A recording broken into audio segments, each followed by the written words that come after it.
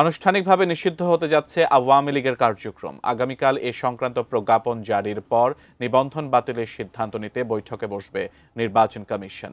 বৈঠকে নিবন্ধন বাতিলের সিদ্ধান্ত আসলে রাজনৈতিক দল হিসেবে নির্বাচনেও অংশ নিতে পারবে না আওয়ামী লীগ। আরো জানাচ্ছেন ইমতিয়াজ আলম।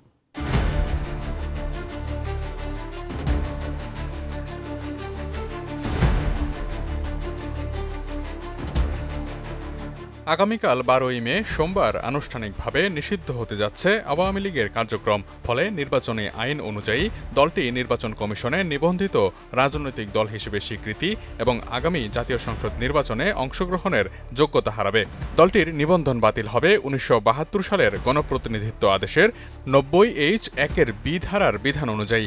একই সঙ্গে 90C এর 3 ধারা অনুযায়ী সরকার কর্তৃক নিষিদ্ধ ঘোষিত হলে দলটিকে পুনরায় আর নিবন্ধন দেবে না নির্বাচন কমিশন। জাতীয় সংসদ নির্বাচনে প্রতিদ্বন্দ্বিতা করার যোগ্যতা অর্জনের জন্য প্রত্যেকটি রাজনৈতিক দলকে ইসির নিবন্ধন থাকা বাধ্যতামূলক। আওয়ামী লীগকে নিষিদ্ধ করার দাবিতে ক্রমবর্ধমান বিক্ষোভের পরিপ্রেক্ষিতে অন্তর্বর্তীকালীন সরকার 10 মে শনিবার রাতে জরুরি উপদেষ্টা পরিষদের বৈঠকে সন্ত্রাসবিরোধী আইনের মাধ্যমে দলটিকে নিষিদ্ধ করার সিদ্ধান্ত নেয়। এই সিদ্ধান্ত অনুযায়ী সোমবার আনুষ্ঠানিকভাবে নিষেধাজ্ঞা সংক্রান্ত প্রজ্ঞাপন জারি করা হবে। জরুরি বৈঠক শেষে রাত 11টার দিকে আইন উপদেষ্টা আসিফ নজরুল সাংবাদিকদের জানান, আন্তর্জাতিক অপরাধ ট্রাইব্যুনালে বাংলাদেশ আওয়ামী লীগ ও তার নেতাদের বিচারকার্য সম্পন্ন না হওয়া পর্যন্ত দেশের নিরাপত্তা ও সার্বভৌমত্ব রক্ষা, জুলাই আন্দোলনের নেতাকর্মীদের নিরাপত্তা এবং আন্তর্জাতিক অপরাধ ট্রাইব্যুনালের বাদী ও সাক্ষীদের সুরক্ষার জন্য সন্ত্রাসবিরোধী আইনের অধীনে সাইবার স্পেস সহ আওয়ামী লীগের যাবতীয় কার্যক্রম নিষিদ্ধ করার সিদ্ধান্ত নেওয়া হয়েছে। এ বিষয়ে 11ই মে সোমবার প্রধান নির্বাচন কমিশনার AMM নাসির উদ্দিন গণমাধ্যমকে জানান, আওয়ামী লীগের নিবন্ধন বাতিলের বিষয়ে সিদ্ধান্ত নিতে ইসি এখন সরকারি গেজেট প্রকাশের অপেক্ষায় রয়েছে। আগামীকাল গেজেট প্রকাশিত হলে নির্বাচন কমিশন বিষয়টি নিয়ে আলোচনায় বসবে।